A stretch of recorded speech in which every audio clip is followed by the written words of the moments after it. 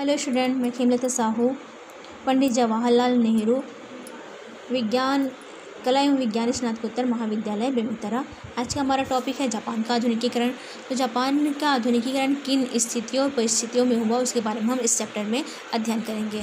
पहले हम देख लेते हैं जापान की स्थिति। तो जापान के उत्तर में कमचकटा द्वीप, पूर्व में प्रशांत महासागर और दक्षिण में फार्मोसा द्वीप तथा पश्चिम में कोरिया स्थित है। जापान प्रशांत महासागर में स्थित अनेक द्वीपों का एक देश है। यहाँ प्रमुख द्वीपों में होन्शु, शिकोकू तथा क्यूशु प्रमुख द्वीप है। 85% पर्वतीय भाग वाले जापान को सुशिमा नामक एक संकीर्ण खाई कोरिया से अलग करती है। उगते हुए सूरज का देश के नाम से विख्यात जापान की राजधानी जो कि टोक्यो है। टोक्यो अपने अंदर जापान की लगभग आधी जनसंख्या को अपने में समाहित किए हुए हैं। पुरातन एवं राजनीतिक दृष्टि से पिछड़े हुए देश जापान का 1852 ईस्वी के पश्चात एकाएक महाशक्ति के रूप में उभरना पूर्व के लिए आश्चर्यजनक घटना थी। 7वीं शताब्दी से पूर्व जापान का इतिहास अगर हम देखते हैं तो जापान में पितृसत्तात्मक आधार पर अनेक कबीलों का अस्तित्व था। इन कबीलों में एक राजा होता था, लेकिन 645 ईस्वी में जापान में चीन के राज्य थांग के नमूने पर यहाँ केंद्रीय शासन व्यवस्था स्थापित हुई और भूमि का राष्ट्रीयकरण कर प्रांतों एवं प्रदेशों में सरकारी पदाधिकारियों की नियुक्ति किया गया। इन सरकारी पदाधिकारियों के पद जब वंशानुगत हो गए, तब ये मध्य युग में सामंती व्यवस्था के रूप में सामने आया। इन पदाधिकारियों की आपसी वैमनस्यता की भावना ने अपनी शक्ति बढ़ाने के लिए प्रयास करते हुए बड़ी बड़ी जागीरों पर अपना अधिकार स्थापित कर लिया। सामंतों ने जापान में सामंतों को डैम्यो कहा जाता था। इन सामंतों ने अपनी सेनाओं का संगठन कर लिया। ये सैनिक समुराई वर्ग के नाम से जाना जाता है। समुराई का मतलब होता है सेवक। सामंती व्यवस्था में देख लेते हैं, जहाँ हमने देखा कि कबीलों का अस्तित्व था, वहाँ एक सम्राट होता था, एक सरदार होता था, मतलब वहाँ पे केंद्रीय शासन स्थापित था। जो कि हमने पढ़ा है कि चीन के थांग राज्य के नमूने पर यहाँ केंद्रीय शासन स्थापित की गई थी। लेकिन जब यहाँ जापान में सामंती व्यवस्था आता है तो सामंतों के कारण उसके भी यहाँ विकेंद्रीकरण को जन्म दिया। सामंती व्यवस्था ने सामंतों ने सम्राट पर अपना प्रभुत्व स्थापित करने का होड़ प्रारंभ कर दिया और इस होड़ में 1892 में योरी तामो नामक एक सामंत को सफलता मिली। सम्राट सामंत के प्रभाव में आकर उसे अपना शोगुन बना लिया। यह शोगुन का मतलब होता है सर्वविजयी सेना। यह एक उपाधि है। यह उपाधि उन वीर सैनिकों को दिया जाता था जो युद्ध स्थल में सेना का नेतृत्व करते थे। शोगुन का पद कालांतर में वंशानुगत हो गया। सम्राट शोगुन के हाथों की कठपुतली बन गया। सम्राट की जो शक्ति थी वो शोगुन के हाथों में चली गई। कहने का मतलब यह है कि यहाँ पे सम्राट की वास्तविक शक्ति एवं संपूर्ण प्रशासनिक अधिकार जो है शोगुन के हाथों में आ गया। आगे हम देखते हैं जापान के सम्राट की राजधानी जो कि सम्राट के समय क्योतो थी। वहाँ पे ये क्योतो उसकी निवास घर भी था, निवास स्थान। शोगुन के द्वारा शासन संचालन जैसे प्रारंभ करता है, ये शोगुन अपना शासन का संचालन जो है कामाकुरा से करना प्रारंभ कर दिया। कालांतर में शोगुन एडो से अपने शासन का संचालन करना प्रारंभ कर दिया। शोगुन शासन व्यवस्था अगर हम देखते हैं तो जापान में योरी, तोमी वंश, दोजी और आसाकागी वंश तथा अंतिम जो शोगुन शासक थे वो थे तोकुगावा वंश। ये लास्ट शासक थे। ठीक है। इसके अतिरिक्त हम देखते हैं जापान अपनी आंतरिक राजनीति की उथल पुथल में विश्व से एकदम अलग रहकर एकाकी जीवन व्यतीत कर रहा था। 19वीं सदी के मध्य में पश्चिमी देशों ने जिस प्रकार जापान के द्वार को थपथपाया, उससे जापान की एकाकीकरण की नीति जो है टूट गई और जापान शीघ्र ही विश्व की महाशक्ति के रूप में सामने आया।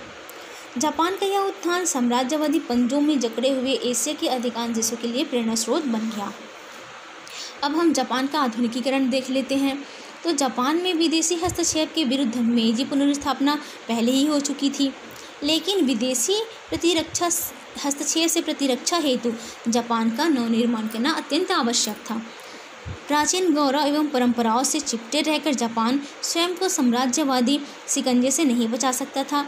इसके लिए आवश्यक था कि वह पश्चिमी ज्ञान विज्ञान की आधुनिकतम जानकारी प्राप्त कर जापान का संगठन एक राष्ट्र के रूप में किया जाए, जिससे यूरोपीय राष्ट्रों को जापान को अपने समकक्ष प्रतिष्ठित करने में विवश होना पड़े।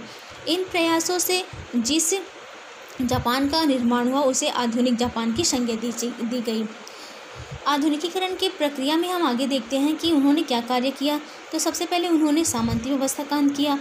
जापान में सामंती व्यवस्था ने विकेंद्रीकरण को जन्म दिया था, लेकिन अब केंद्रीकरण के लिए सामंती व्यवस्था का अंत होना आवश्यक था। ध्यान देने योग्य बात यह है कि मेजी पुनर्स्थापना में सामंतों का महत्वपूर्ण योगदान था। राष्ट्रीयता की भावना एवं शासन की सुदृढ़ता के लिए सामंती व्यवस्था का अंत समुराई वर्ग करना चाहता था। सामंतों की शक्ति समुराई वर्ग के हाथों में थी, अतः समुराई वर्ग के प्रभाव में आकर उन्होंने अपने अधिकारों का त्याग करना स्वीकार किया। 1868 ईस्वी में केंद्रीय सरकार ने प्रत्येक सामंत की जागीर में एक केंद्रीय अधिकारी नियुक्त किया। 1869 में प्रत्येक सामंत अपने अपने क्षेत्र की जनसंख्या का लेखा, भूमि का नक्शा एवं पूंजी सम्राट को सौंप दी। प्रत्येक सामंत अपने अपने क्षेत्र में राज्यपाल के रूप में कार्य करेंगे, यह तय हुआ। 1871 में सामंती व्यवस्था पूर्णतः समाप्त हो गई। आगे हम देखते हैं आधुनिकीकरण की प्रक्रिया में जापान और कौन सा कदम उठाता है। तो वो जापान शासन तंत्र में सुधार करने के दिशा में अपना कदम उठाता है। शासन तंत्र की सुदृढ़ता एवं प्रशासनिक ढांचे के स्वरूप निर्धारण हेतु जापान ने 1882 में एक गठन का निर्माण किया। इस गठन को विश्व के विभिन्न देश भेजे गए ताकि ये जो आयोग है वो विश्व की विभिन्न शासन व्यवस्थाओं का अध्ययन कर अपना रिपोर्ट प्रस्तुत करे। इस आयोग ने बिस्मार्क द्वारा जर्मनी में स्थापित जर्मन की शासन व्यवस्था से प्रभावित होकर एक रिपोर्ट प्रस्तुत की और उसके आधार पर एक संविधान का निर्माण किया, जो 1879 में लागू कर दिया गया। 1879 संविधान के अनुसार सम्राट का स्थान सर्वोच्च होगा। अब सम्राट के क्या क्या कार्य थे वो देख लेते हैं। तो सैनिक या सैनिक पदों पर नियुक्ति सम्राट करता था। अधिकारियों का वेतन निर्धारण सम्राट का ही कार्य था। संधि व युद्ध का निर्धारण सम्राट ही कर सकता था। इसके अतिरिक्त विधायिका का निर्माण किया गया। जापान में विधायिका को डायड कहते हैं। विधायिका में 2 सदन होते थे, एक उच्च सदन, दूसरा निम्न सदन। उच्च सदन सम्राट द्वारा मनोनीत किया जाता था, मनोनीत व्यक्ति होते थे। इसमें कुलीन एवं सामंतों के प्रतिनिधियों को भी शामिल किया जाता था। दूसरा देखते हैं हम निम्न सदन, मतदाता निर्वाचित करके इसमें भेजते थे। सम्राट इसे भंग कर सकता था निम्न सदन को। प्रशासन का केंद्रीयकरण कर सम्राट की शक्ति को मजबूत करने का प्रयत्न किया गया। इस संविधान ने जापान को राजनीतिक एवं प्रशासनिक दृष्टि से पश्चिमी देशों के अत्यंत निकट लाकर खड़ा कर दिया। आगे हम देखते हैं सेना का आधुनिकीकरण। सामंती व्यवस्था की समाप्ति के साथ उस व्यवस्था पर आधारित सैन्य व्यवस्था में परिवर्तन आवश्यक था। सामंती व्यवस्था समुराई वर्ग सैनिक होते थे, जो कि समुराई वर्ग। सामंती व्यवस्था में जनसाधारण को सेना में भर्ती होने का अधिकार नहीं था, लेकिन अब जनसाधारण के लिए सेना का द्वार जो है खोल दिया गया। 1872 में 21 वर्ष तक की आयु वाले प्रत्येक स्वस्थ पुरुष के लिए सैनिक सेवा अनिवार्य घोषित कर दी गई। इसके अतिरिक्त सैनिक विभाग की स्थापना की गई। जापान को 6 सैनिक जिला में विभक्त किया गया। सेनदा, टोक्यो, नागोया, ओसाका, हिरोशिमा और कुमामोटो। इन प्रत्येक 6 जिलों में एक सैनिक विभाग की स्थापना की गई। रिकुगन देगागो में प्रशिक्षण केंद्र स्थापित किया गया। यहाँ सैनिक अधिकारियों के प्रशिक्षण हेतु विदेशी विशेषज्ञ को बुलाया जाता था, जिसमें फ्रांसीसी, जर्मन और अंग्रेज विशेषज्ञ थे। 1872 में नौसेना विभाग का गठन किया और 1882 ईस्वी तक नौसेना के क्षेत्र में जापान ने आश्चर्यजनक विकास कर लिया। शिक्षा का पुनर्गठन देखते हैं हम इसी प्रक्रिया में। तो शिक्षा विभाग का निर्माण 1871 में किया। अब जापान ने पाश्चात्य आधुनिकीकरण में शिक्षा के क्या मापदंड तय किए वो देख लेते हैं। तो पाश्चात्य ज्ञान विज्ञान से जापानी मानस को परिचित कराना था। प्रत्येक देश से आधुनिकतम ज्ञान प्राप्त करना था। चरित्र निर्माण, ये सब शिक्षा के मापदंड जो है जापान ने तय किए। सम्राट एवं राष्ट्र के प्रति भक्ति एवं निष्ठा का विकास करना। आगे हम देखते हैं कानून। तो एक एक्ट पारित किया गया जिसमें ये घोषणा की गई कि प्रत्येक वर्ग की स्त्री एवं पुरुष के लिए शिक्षा जो है अनिवार्य है। इसके पीछे मेन उद्देश्य यह था कि समाज में कोई भी परिवार या परिवार का कोई भी सदस्य अज्ञानी व अशिक्षित न रह सके। अब आगे हम देखते हैं शोगुन प्रशासन। शोगुन प्रशासन में हम देखे थे इससे मतलब जो भी सर्व शिक्षा का जो अभियान यहाँ चलाया जा रहा है, उससे पहले जापान में शोगुन प्रशासन में केवल उच्च वर्ग के लोगों को ही शिक्षा प्राप्त करने का अधिकार था। मेजी पुनर्स्थापना के पश्चात प्राथमिक शिक्षा अनिवार्य रूप से घोषित कर दी गई। अमेरिकन प्राथमिक एवं माध्यमिक शिक्षा में संशोधन कर जापानी शिक्षा का आधार बनाया गया। यहाँ जापान में विश्वविद्यालय देखते हैं तो यहाँ सबसे प्राचीन विश्वविद्यालय केयो विश्वविद्यालय था। 1871 में होसी विश्वविद्यालय का निर्माण हुआ। 1877 में टोक्यो विश्वविद्यालय और 1880 में सेंसु तथा 1882 में वासेडा और 1913 में महिला विश्वविद्यालय का निर्माण हुआ। यहाँ प्रत्येक विश्वविद्यालय क्षेत्र में 32 माध्यमिक विद्यालय क्षेत्रों में बांटा गया। आगे हम देखते हैं पाठशालाओं का माध्यम क्या रखा गया। तो यहाँ पे अंग्रेजी भाषा रखा गया। जापानी अंग्रेजी शब्दकोश प्रकाशित किया गया। इस प्रक्रिया में फ्रेंच तथा जर्मन भाषाओं के अध्ययन की व्यवस्था की गई। पाश्चात्य विद्वानों की कृतियों का जापानी भाषा में अनुवाद किया गया।